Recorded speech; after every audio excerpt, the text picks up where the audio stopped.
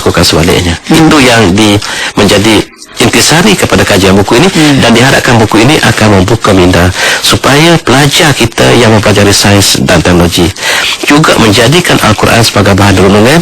Apabila kita melihat tentang kajian alam semesta, bukan setakat langit dan bumi saja, tumbuh-tumbuhan, kita melihat haiwan dan sebagainya, kita melihat kejadian air, kita melihat kejadian kenapakah langit dan bumi ini, bagaimanakah permulaan kejadiannya, bagaimanakah keadaan sekarang, dan apakah kesudahannya, dari segi apa yang kita boleh lihat dengan alat-alat canggih yang kita ada ini. Dan kita padankan dengan wahyu ilahi.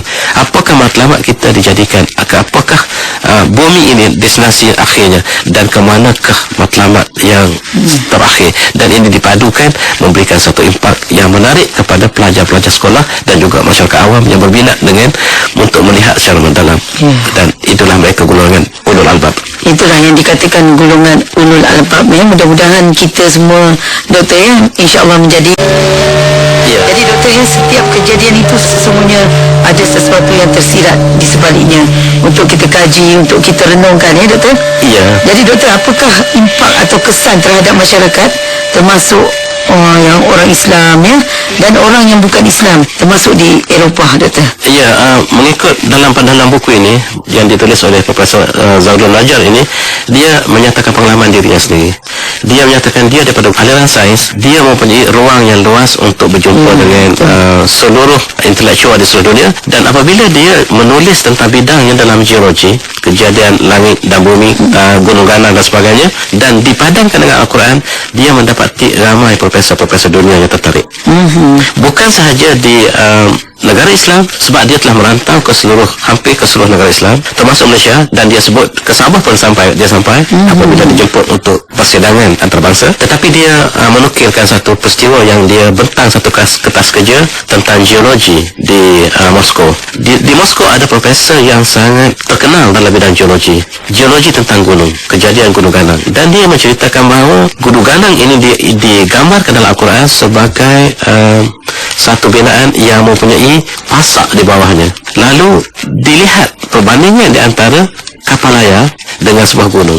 Sebab dalam Al-Quran buat bandingan gunung itu dengan kapal layar yang berlayar di laut. Rupa-rupanya ada persamaan yang sangat jelas, yakni gunung sebenarnya terletak di atas lawa, seolah-olah kapal layar berada di atas air.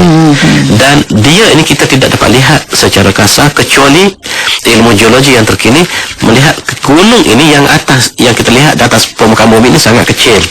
Yang besarnya di bawah. Di bawah ini masih lagi berat ketempatannya, tetapi keseluruhan objek ini berada di atas lawa muka bumi, di atas bumi yang cair. Dan nisbah ketempatan gunung dengan lava ini sama dengan nisbah ketempatan kapal dengan air laut. Itu yang disebut oleh Profesor Najjar dalam kertas kerjanya dengan pendekatan ilmiah, dan Profesor Rasya ini baru mendapat hasil ini, dan dia orang yang paling otoriti dalam bidang geologi, dan dia mengucap syahadah ketika seminar ini berlangsung.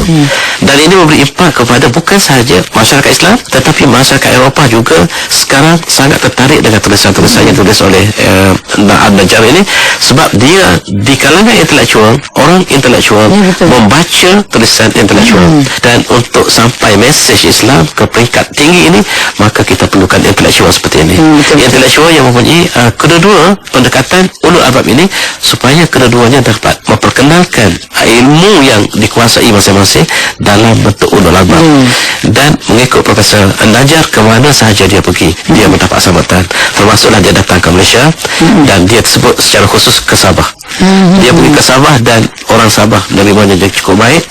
Dan tulisan yang ditulis oleh Zaulun Najjar ini dirujuk oleh penulis-penulis tempatan kita, dan mereka juga menulis tentang mukjizat Al-Quran, dan TV3 juga dalam ruangan ilmuwan Islam menjadikan ketika membincangkan tentang Islamic Science, Islam dan Sains, juga menjadikan Profesor Zaulun Najjar ini sebagai tokoh membicarakan perkara yang sama, khususnya dalam perbicaraan tentang saintis Islam yang bernama Ibn Haytham.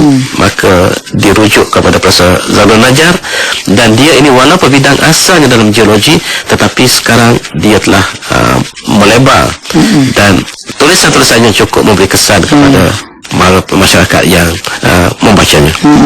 Hebat betul Dr. Zahrul Najat ni Ya, Doktor. Tapi sayangnya kita ni tak didedahkan dengan tokoh-tokoh macam ni Doktor.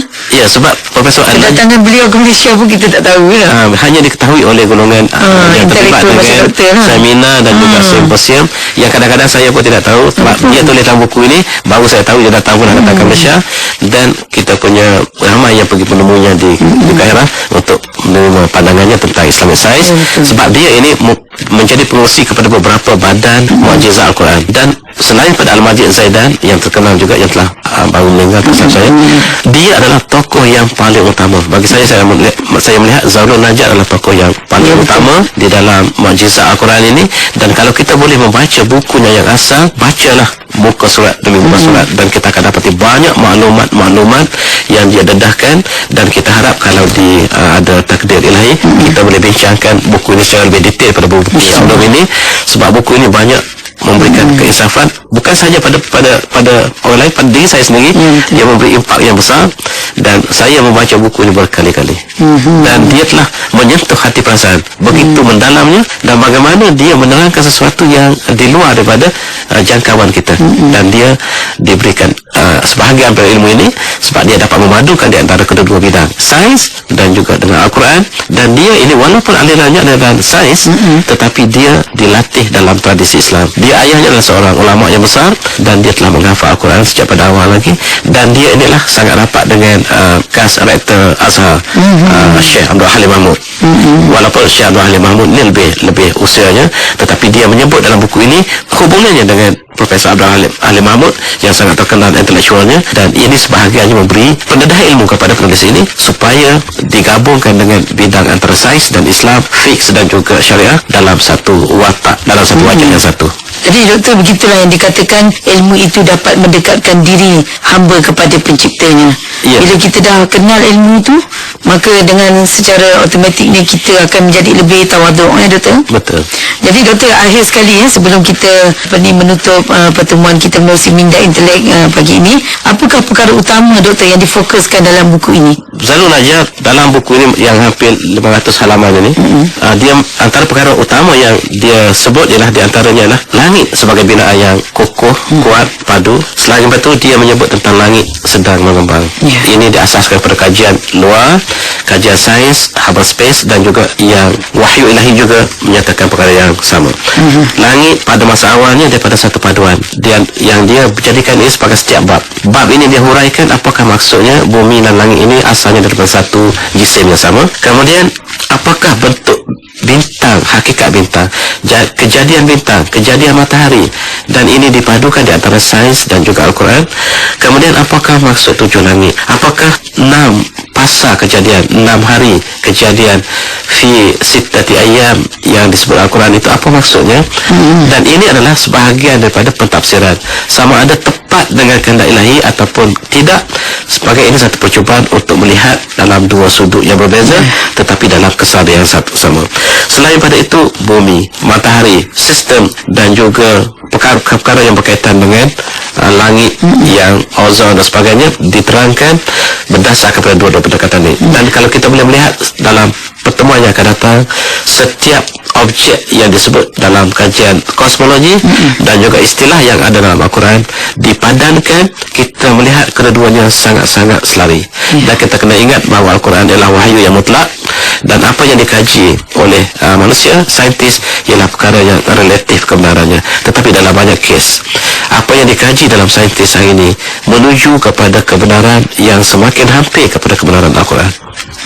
Dan itulah yang ditunjukkan oleh pengkaji buku ini, dan kita harap dapat melihat dengan lebih detail, lebih terperinci kalau di dalam kesempatan yang akan lain, insyaAllah. InsyaAllah ya. Jadi saudara, begitulah kupasan buku yang bertajuk As-Sama' fil Quran, atau yang bermaksud langit di dalam Al-Quran, karangan Dr. Zahrul Najat, dikupas oleh tetamu kita yang berbahagia, Profesor Madya Dr. Makrofa Ismail dari Universiti Putra Malaysia. InsyaAllah doktor, kita bertemu lagi pada minggu hadapan di hari dan waktu yang sama. Saudara, sekian tadi rancangan Minda Intelek. Akhir kata daripada saya, membaca jambatan ilmu, banyakkan membaca, jadikan